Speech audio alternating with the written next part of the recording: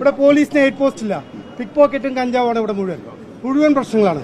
ഇപ്പോഴാണ് നിങ്ങൾ A C room ഉദ്ഘാടനം ചെയ്യുന്നത്. എ സി റൂം ഉദ്ഘാടനം ചെയ്ത് ഫീഡിംഗ് റൂം അതിനകത്തുണ്ട്. പിന്നെ സർവീസ് അല്ലേ, സാധാരണക്കാർക്ക് കയറാൻ പറ്റുമോ? 5 വർഷമായിട്ട് ഇവിടെ ഈ കംഫർട്ട് റൂം എന്താ തുറക്കാത്തത്?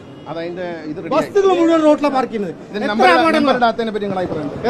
ഈ കെട്ടിടത്തിന് നമ്പർ ഇട്ടതിനകത്ത്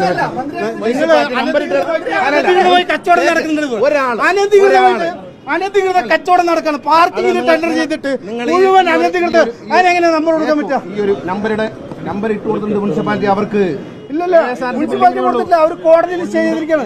മുനിസിപ്പാലിറ്റി സ്റ്റോപ്പ് മെമ്മോ മാത്രമേ കൊടുത്തിട്ടുള്ളൂ.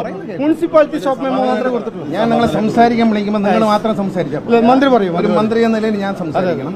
അവർക്ക് ടെമ്പററി നമ്പർ ഇട്ട് കൊടുത്ത മുനിസിപ്പാലിറ്റിയാണ്, കോടതിയല്ല. ഈ കെട്ടിടത്തിന് നമ്പർ ഇട്ടാത്ത മുനിസിപ്പാലിറ്റിയാണ്. നിങ്ങൾ മുനിസിപ്പൽ ചെയർമാനോട് വയലേഷനും ഇല്ല, ഇവരെ അവിടെ ഇരിക്കുന്നുള്ള കാരണം പറഞ്ഞാണ് തരാത്തതെന്ന് മുനിസിപ്പൽ ചെയർമാൻ എന്നോട് പറഞ്ഞു. മുനിസിപ്പൽ ചെയർമാനെ വിളിക്കുമ്പോൾ എന്നോട് മുനിസിപ്പൽ ചെയർമാൻ പറഞ്ഞു ഇവരെ മാറ്റാതെ നമ്പർ ഇട്ട് തരില്ല എന്ന്.